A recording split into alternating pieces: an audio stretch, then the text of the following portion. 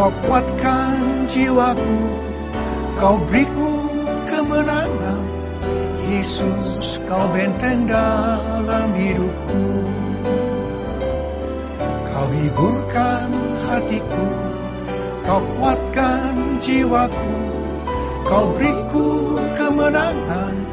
Yesus, Kau benteng dalam hidupku. Yesus, Kau benteng dalam hidupku.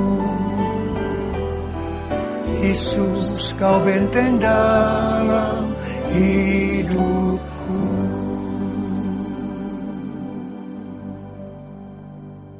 Shalom saudara dikasih Tuhan. Tahun 2016 adalah tahun pembebasan seutuhnya. The year of total deliverance. Kalau kita melihat Keluaran pasal 2 sampai dengan 12. Pembebasan seutuhnya bagi bangsa Israel ketika mereka ada di Mesir adalah Tuhan membawa bangsa Israel keluar dari perbudakan, penindasan di Mesir. Dan mereka dibawa kepada Tuhan supaya mereka dapat beribadah kepada Tuhan di padang gurun. Baru setelah itu mereka dibawa ke negeri yang penuh susu dan madu. Aplikasi atau penerapan tentang pembebasan seutuhnya bagi kita yang adalah umat pilihan Tuhan atau Israel secara rohani adalah Tuhan akan membebaskan kita dari perbudakan, dari penindasan karena dosa dan iblis. Dan setelah itu akan dibawa kepada Tuhan untuk mengenal Dia dan beribadah kepadanya. Padang gurun berbicara mengenai proses. Jadi setelah kita mengalami proses demi proses, kita akan dibawa ke negeri yang penuh susu dan madu, yang artinya pertama, hidup yang berkelimpahan dalam segala hal. Dan yang kedua, kita akan dibawa ke sorga. Ternyata proses pembebasan seutuhnya itu tidaklah mudah. Mesir berbicara mengenai sistem dunia, dan Firaun menggambarkan penguasa dunia yang sangat menentang pembebasan seutuhnya.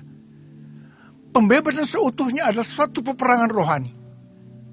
Bagian Tuhan melepaskan tulah, dan bagian Musa adalah taat kepada perintah Tuhan. Yang artinya Tuhan yang berperang ganti kita, dan bagian kita adalah taat kepada perintahnya. Ada 4 tipu daya dari Firaun yang diberikan kepada bangsa Israel, supaya mereka tidak mengalami pembebasan seutuhnya. Tetapi setelah Musa menolak setiap tipu daya itu, akhirnya mereka mengalami pembebasan seutuhnya. Demikian pula dengan kita. Kita harus berani berkata tidak terhadap tipu daya iblis, supaya kita mengalami pembebasan seutuhnya. Ada 4 hal yang merupakan tipu daya iblis yang dilakukan kepada orang Israel, juga kepada kita. Yang pertama, kamu boleh menjadi orang percaya, tapi gaya hidupmu harus sama dengan orang dunia. Yang kedua, kamu boleh menjadi orang percaya, tapi jangan terlalu serius. Dan yang ketiga, kamu boleh menjadi orang percaya, tapi hanya suami-suami saja. Jangan seluruh keluarga. Dan yang keempat, kamu boleh menjadi orang percaya, tapi jangan memuliakan Tuhan dengan hartamu. Ketika Musa menolak ke-4 tipu daya iblis ini, maka bangsa Israel mengalami pembebasan seutuhnya. Seperti orang Israel yang dibawa ke padang gurun, supaya mereka bisa mengenal Tuhan dan beribadah kepadanya. Setelah itu mereka dibawa ke negeri yang penuh susu dan madu. Hal yang sama akan dialami oleh kita, yang akan dibawa untuk lebih mengenal Tuhan dan beribadah kepadanya melalui proses demi proses. Dan akhirnya kita akan menerima hidup yang berkelimpahan dalam segala hal. Dan kita akan masuk surga.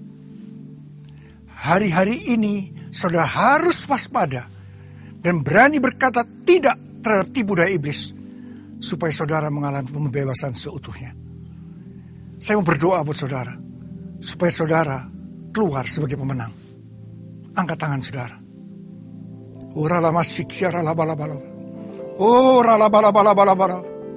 Hamba berdoa buat anak-anakmu Tuhan. Kami sedang memasuki satu peperangan rohani yang dahsyat untuk pembebasan seutuhnya. Hamba berdoa buat anak-anakmu. Mereka keluar sebagai pemenang.